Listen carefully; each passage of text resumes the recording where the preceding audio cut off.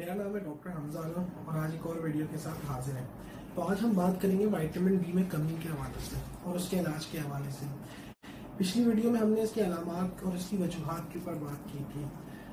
तो ये बात सबसे पहले जहन में रखना बहुत ज़रूरी है कि अंदाजे के मुताबिक तकरीबन 60 to 70% यानी कि 60 से 70% के दरमियान यानी कि लोग दुनिया भर के अंदर उनके अंदर विटामिन डी की कमी पाई जाती है।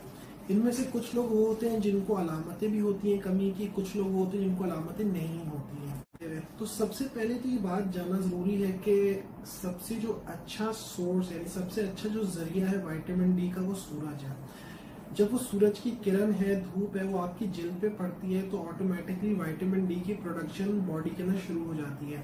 फिर वो जाती है जिगर के अंदर, उसके बाद वो जाती है किडनी के अंदर और वहां से वो एक्टिव फॉर्म में खून के अंदर डिस्ट्रीब्यूट हो जाती है और वो अपना काम दिखाती है, हड्डी मजबूत करती है और मुख्तलिफ चीजें करती है वो। अच्छा, विटामिन डी दवाइयों की शक्ल में भी आती है।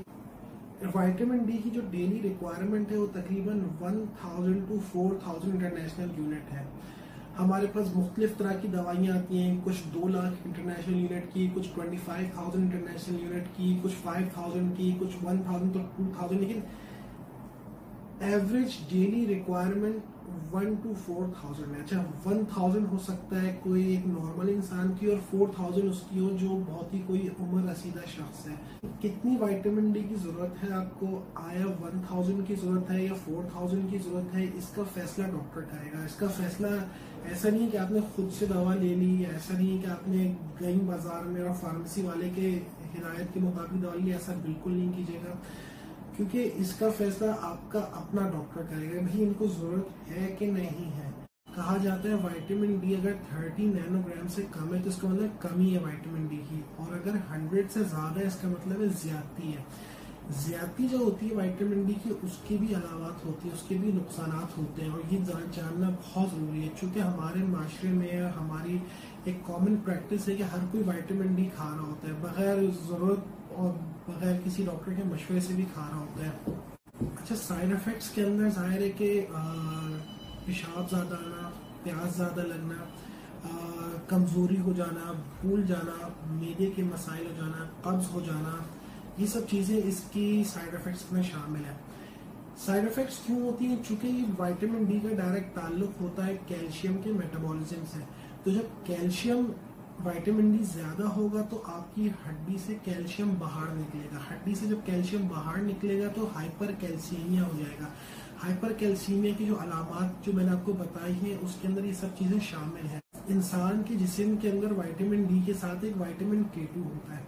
विटामिन K2 का जो एक रिलेशन है विटामिन डी के साथ उस तरह से है कि जब विटामिन डी ज्यादा होता है तो विटामिन K2 ऑटोमेटिकली कम हो जाता है। इसीलिए आप देखेंगे जब भी कोई विटामिन डी की दवा होती है, कैल्शियम की दवा होती है, उसमें लाजमन थोड़ा बहुत विटामिन K2 भी दे होते हैं।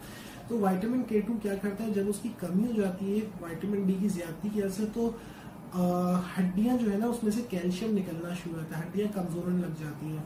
इसके अलावा विटामिन डी की ज्यादती से कैल्शियम आपके गुर्दों के अंदर जमा हो जाता है, आपके मसाने के अंदर जमा हो जाता है और वो पथरी भी कराता है और उस पथरी के नतीजे के अंदर गुर्दे भी फेल हो सकते हैं।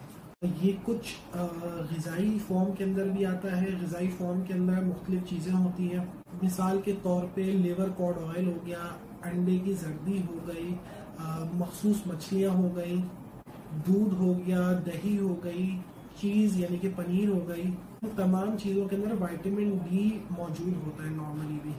तो विटामिन डी सेहत के लिए बहुत अच्छा है लेकिन उसकी ज्यादती नुकसानदेह होती है। जब भी विटामिन डी लें डॉक्टर के मशवरे से लें। अगर आपको विटामिन डी की ज्यादती की अलामात महसूस हो रही है और आप विटामिन डी और कैल्शियम ले रही हैं तो फौरी तौर पर डॉक्टर से रजू करें।